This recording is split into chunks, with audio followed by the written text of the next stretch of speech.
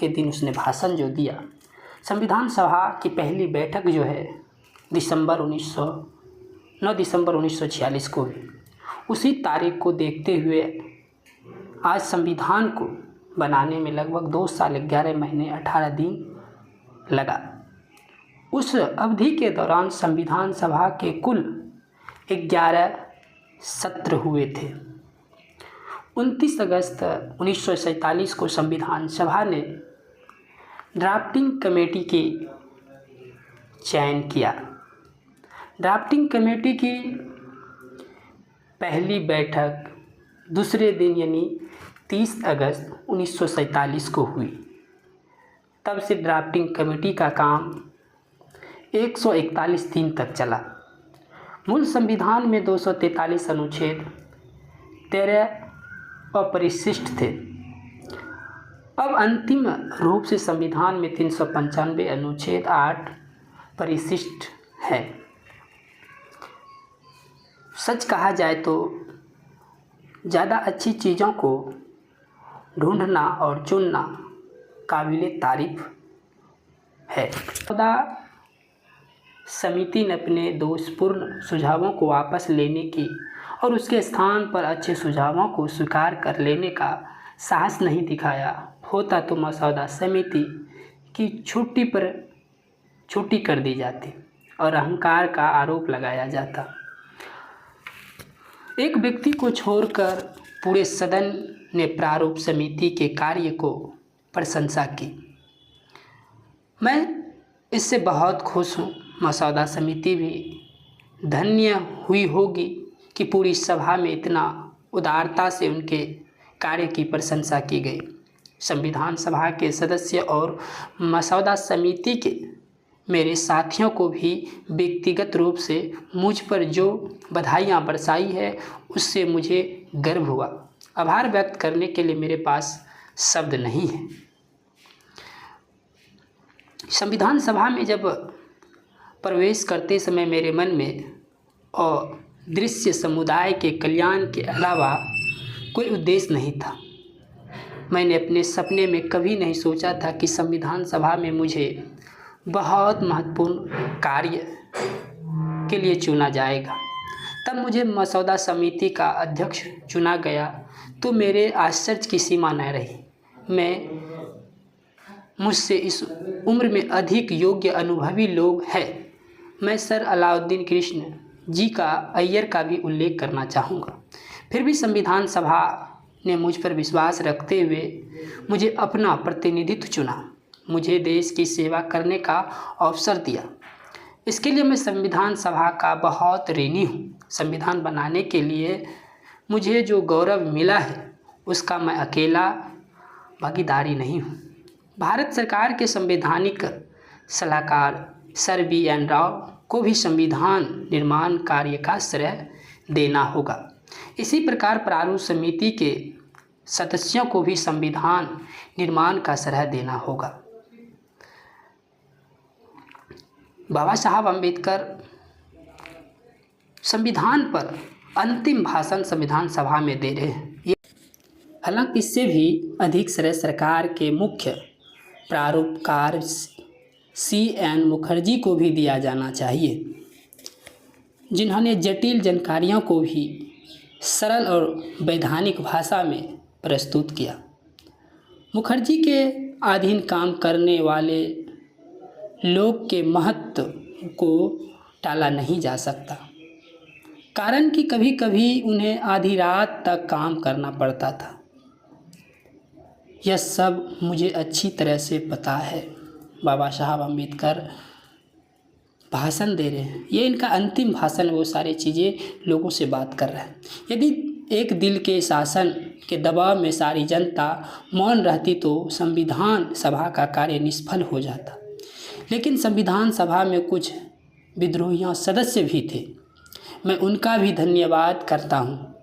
इन विद्रोही सदस्य के विरोध के कारण ही मुझे भारतीय संविधान के मूल सिद्धांतों के बारे में विस्तार से बताने का अवसर मिला है।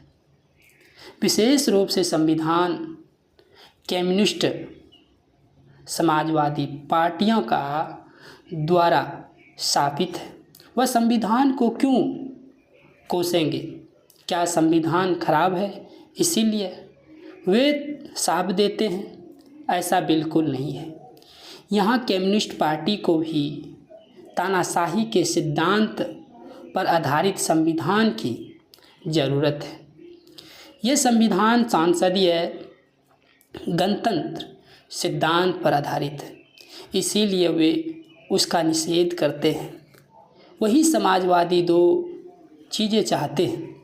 सबसे पहले अगर वो सत्ता में आते हैं तो वो राष्ट्रीयकरण की स्वतंत्रता चाहते हैं, और दूसरी बात वे व्यक्ति स्वतंत्रता का अधिकार चाहते हैं।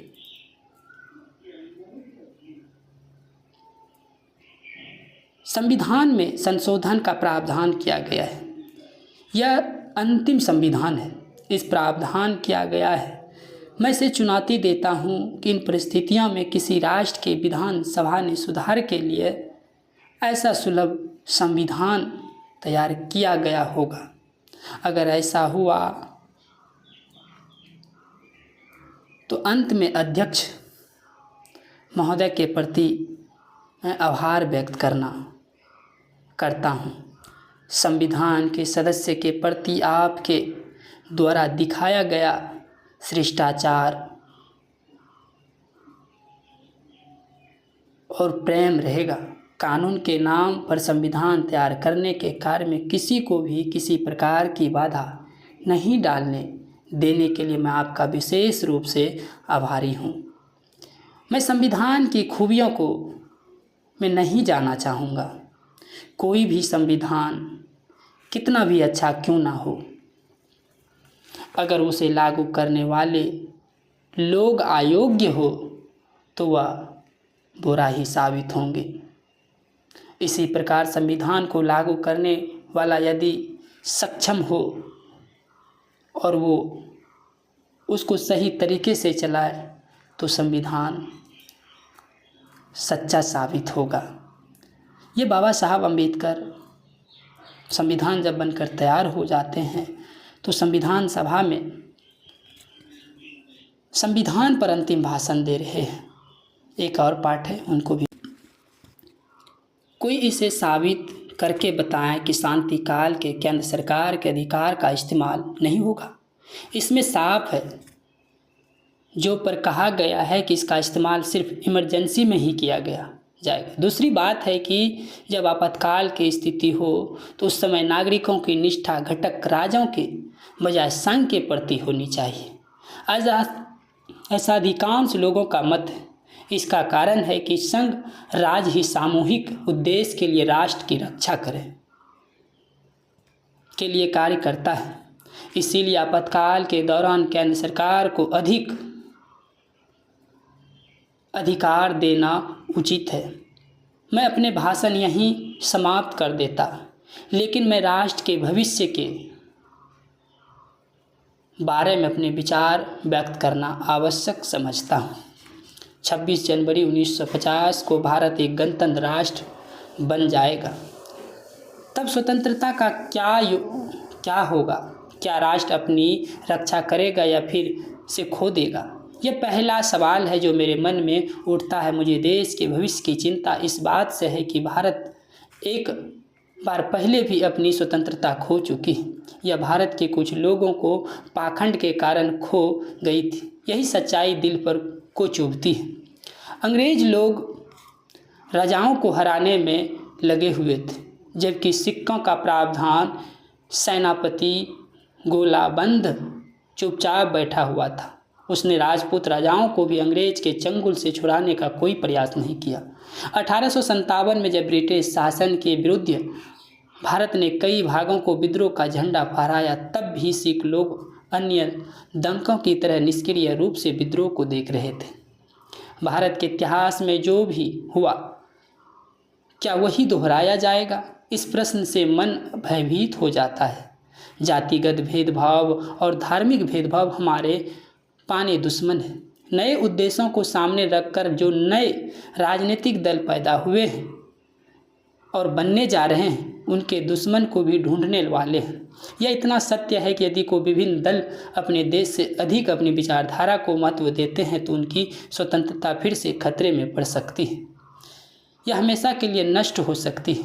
हम सभी को सावधान रहना होगा, पर ऐसा संकट आए हमें अपने शरीर के खून की आखिरी बूंद तक अपनी आज़ादी की रक्षा के लिए जी जान से लड़ने का दृढ़ संकल्प लेना चाहिए।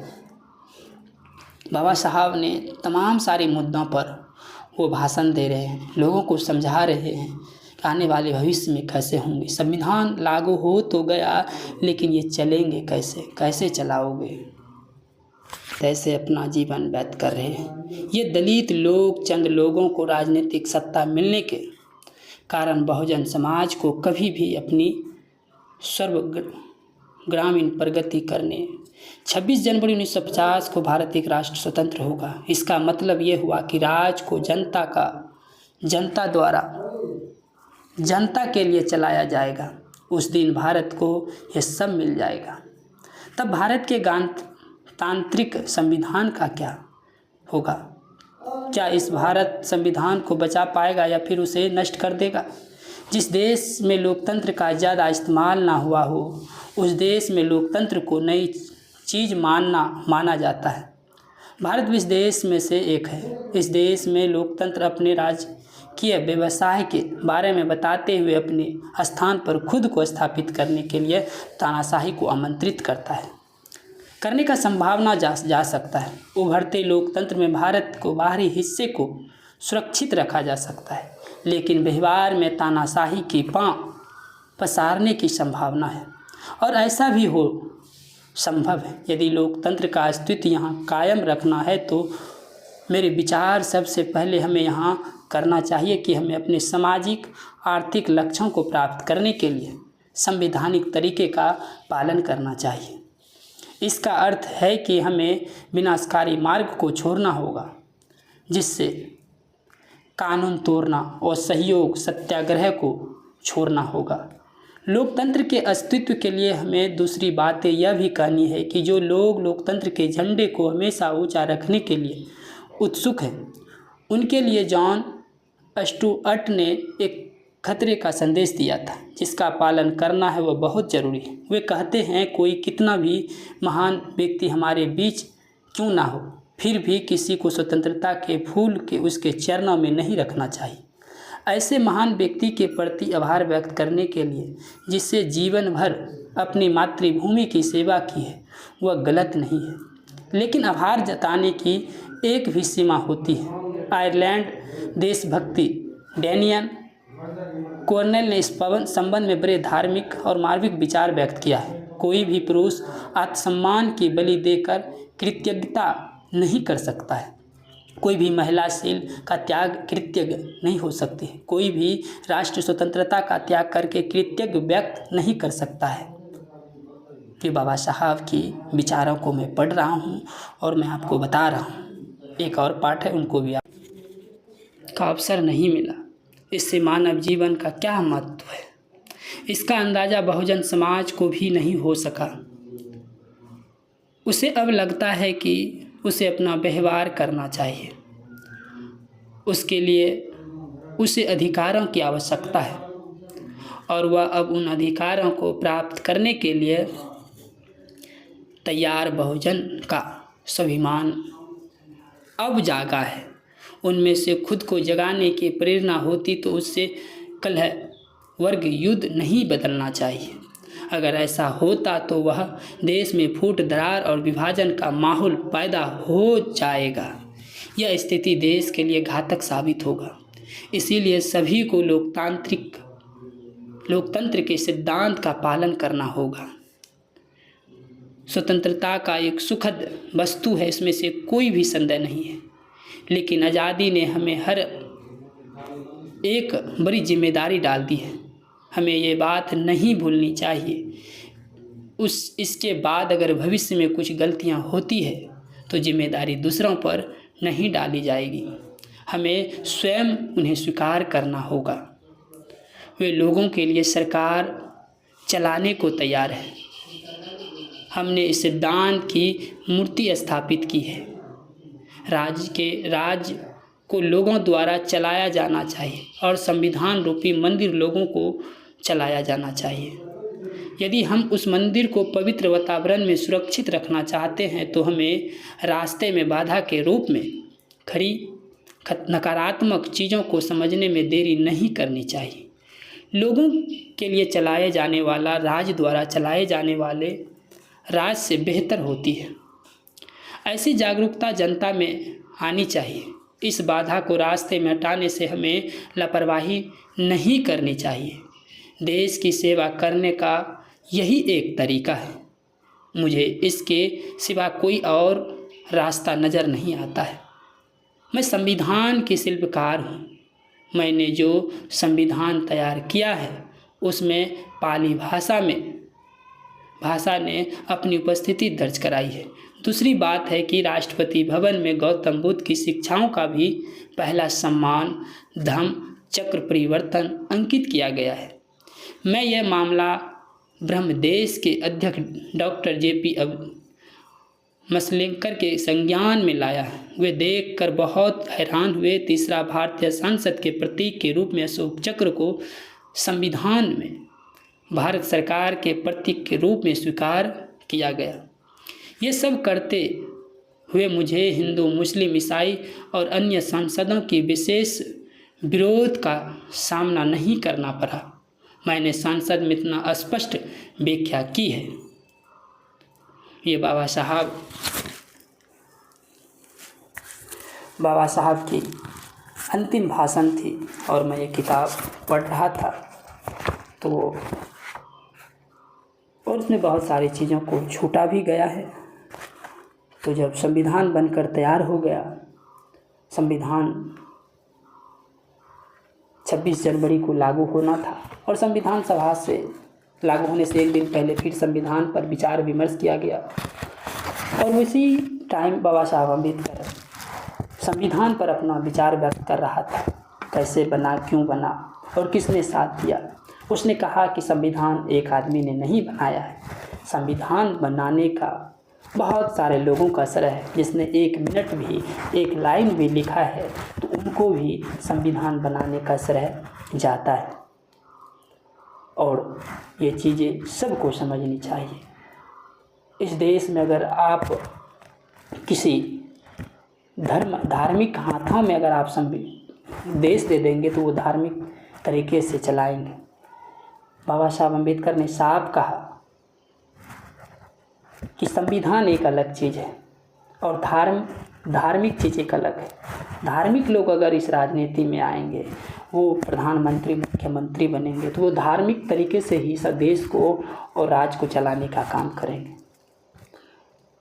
संविधान एक ऐसा किताब है जो आपको बोलना सिखाता है, आपको लड़ना सिखाता है, देश की सारा सिस्टम कैसे काम करता है, देश में कौन लोग क्या करना चाहते हैं, वो सारा चीज़ें आपको संविधान से पढ़िएगा तो देखने को मिलेंगे।